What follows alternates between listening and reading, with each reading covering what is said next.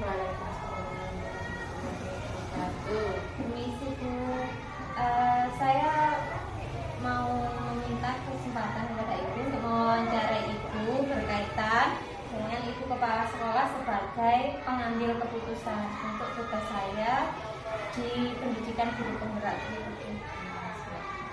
Semoga saya bisa membantu dan melancarkan usaha Bu Novi untuk lulus di guru penggerak angkatan ke-5. Terima kasih Bu. Selama ini kan Bu Rumi selaku Kepala SD Negeri 2 Karangwidoro yang bertindak penuh dalam mengambil keputusan segala sesuatu di lingkungan wilayah SD Negeri 2 Karangwidoro ini. Kemudian bagaimana Ibu mengidentifikasi kasus-kasus yang merupakan itu dilema etika atau rujukan moral gitu? Ya, dilema etika itu kan menurut saya itu memang sulit ya untuk mengambil keputusan, karena itu menyangkut sesuatu yang sebenarnya benar tapi kadang itu bertentangan, tapi semua itu sama-sama benarnya. Nah, itu memang sulit bagi saya, tapi saya tetap harus memberikan keputusan atau pengambilan keputusan yang bijak.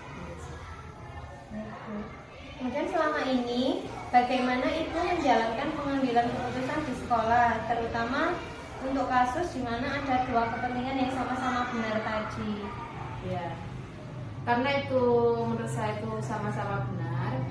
Ya, saya selaku kepala sekolah di SD Karangwidoro akan mengambil keputusan yang tentu saja berpihak pada yang terutama untuk membuat anak-anak itu lebih nyaman, lebih baik dan mengerti kalau itu benar begitu. Kemudian apakah ada langkah atau prosedur-prosedur yang biasa dilakukan guru selama ini?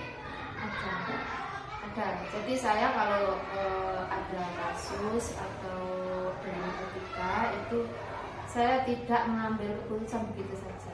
Tapi tentu saya pahami dulu, saya pelajari dulu, saya identifikasi apa pokok permasalahan di dalam itu yang menurut mereka yang berdebat itu menurut saya itu sama-sama benar, tapi harus saya membuat keputusan yang paling baik. Mengambil keputusan yang paling baik untuk anak-anak, ya, utamanya, ya, dan untuk membuat kedua belah pihak itu tidak bertikai. Istilahnya ya, kalau saya itu gimana ya, musyawarah. Kemudian apakah ada hal-hal yang selama ini Ibu anggap efektif dalam ketika Bu Rumi mengambil suatu keputusan gitu? Ada. Jadi kalau saya mengambil keputusan itu menurut saya yang lebih efektif itu yang pertama pasti yang bermuara ke anak, itu pasti itu keputusan yang selalu saya pegang ya, itu untuk anak.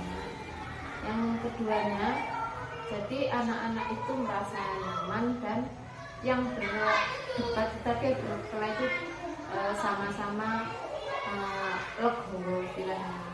Untuk saya begitu. Ya memang itu tidak mudah, tapi ya harus saya lakukan dengan bijak, dengan saya teliti dulu, saya pahami dulu di kasus yang terjadi.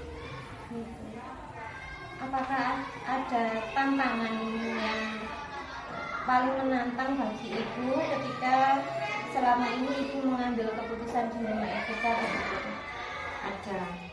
Ada. Karena menurut saya ini contoh konkret yang harus saya hadapi. Untuk saya contohkan saja ya, ini yang real saya alami tantangan itu. Jadi Bu Novi harus ikut di guru penggerak. Bagi saya itu dilema untuk anak-anak juga gitu. Tapi saya harus mengambil keputusan, saya harus membuat Bu Nopi mengerti kalau saya tidak memberatkan Bu Nopi, tapi saya juga tidak merugikan anak. Itu tantangan bagi saya, karena sama-sama itu istilahnya itu anak saya semua. Jadi Bu Nopi juga tidak boleh saya korbankan, anak-anak juga tidak boleh dilarutkan saya. Dalam penyelesaian kasus dilema etika, apakah Ibu memiliki jadwal khusus atau menyelesaikan langsung ketika ada kendala atau bagaimana?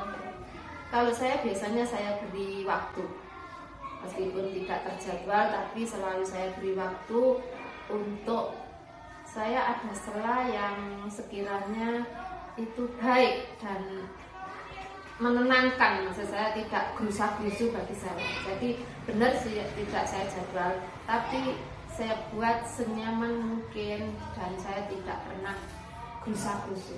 Pasti saya jadikan itu semua pelajaran bagi diri saya sendiri dan buat guru-guru saya, buat lingkungan sekolah saya dan murid-murid saya. Apakah ada faktor-faktor lain atau orang-orang yang membantu ketika Ibu mengambil keputusan untuk sekolah ini? Iya. Yang pertama saya lakukan pasti dari diri saya sendiri, karena saya yang harus mengidentifikasi, saya yang harus tahu benar apa permasalahan di dalam konflik itu, sekolah itu ya. Nah, tapi saya tetap mencari teman untuk berdiskusi ya dengan diri saya, terutama kalau di sekolah kita ya guru kelasnya yang paling utama, kalau dengan gurunya, kalau dengan wali murid ya dengan wali murid. Tapi saya selalu mencari teman guru untuk saya jadikan teman untuk berdiskusi. Saya kira begitu. Apakah ada satu pengalaman terbaik Ibu selama ini dalam mengambil keputusan? Ada. Bagi saya, semua pengalaman itu adalah pengalaman pribadi saya juga, yang tentu saja akan saya gunakan itu untuk pengalaman itu untuk memperbaiki diri saya sendiri.